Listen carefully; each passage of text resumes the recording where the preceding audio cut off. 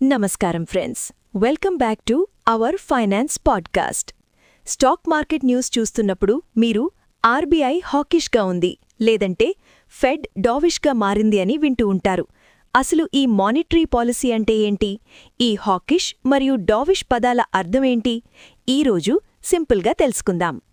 ముందుగా, monetary policy అంటే మన దేశంలో మనీ ఫ్లోని కంట్రోల్ చేయడానికి RBI, reserve bank of India తీసుకునే డెసిషన్స్.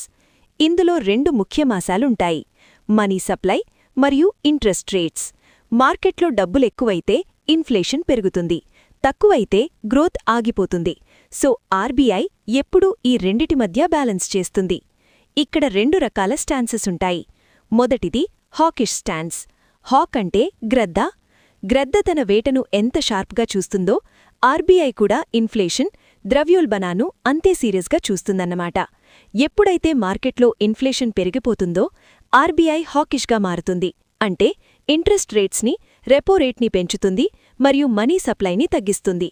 దీనివల్ల లోన్స్ ఎక్స్పెన్సివ్ అవుతాయి, ఈఎంఐస్ పెరుగుతాయి, కానీ ఇన్ఫ్లేషన్ కంట్రోల్లోకి వస్తుంది. రెండోది డావిష్ స్టాన్స్. డావ్ అంటే పావురం. ఇది శాంతి మరియు గ్రోత్కి సింబల్. ఎప్పుడైతే ఎకానమీ స్లో అవుతుందో, అన్ఎంప్లాయ్మెంట్ పెరుగుతుందో అప్పుడు ఆర్బీఐ డావిష్గా ఆలోచిస్తుంది. అంటే ఇంట్రెస్ట్ రేట్స్ని తగ్గించి మార్కెట్లో మనీ సప్లైని పెంచుతుంది.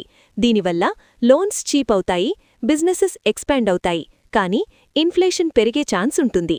సో ఆర్బీఐ గవర్నర్ స్పీచ్ ఇస్తున్నప్పుడు ఆయన మాటలు అగ్రెసివ్గా, అంటే ఇన్ఫ్లేషన్ మీద ఫోకస్ ఉంటే అది హాకిష్, సాఫ్ట్గా, అంటే గ్రోత్ మీద ఫోకస్ ఉంటే అది డౌడిష్ అని అర్థం చేసుకోవాలి. మీ హోమ్ లోన్ ఫ్లోటింగ్ ఇంట్రెస్ట్ రేట్లో ఉంటే ఆర్బీఐ హాకిష్గా ఉన్నప్పుడు మీ ఈఎంఐ పెరిగే ఛాన్స్ ఉంది. కాబట్టి ప్రీపేమెంట్ ఆప్షన్స్ గురించి ఆలోచించండి. సబ్స్క్రైబ్. ఫైనాన్షియల్ టర్మ్స్ని సింపుల్గా అర్థం చేసుకోవడానికి మా ఛానల్ని సబ్స్క్రైబ్ చేయండి. బెల్ ఐకాన్ని క్లిక్ చేయడం మర్చిపోవద్దు. Disclaimer: This content is for educational purposes only. I am not a SEBI registered advisor.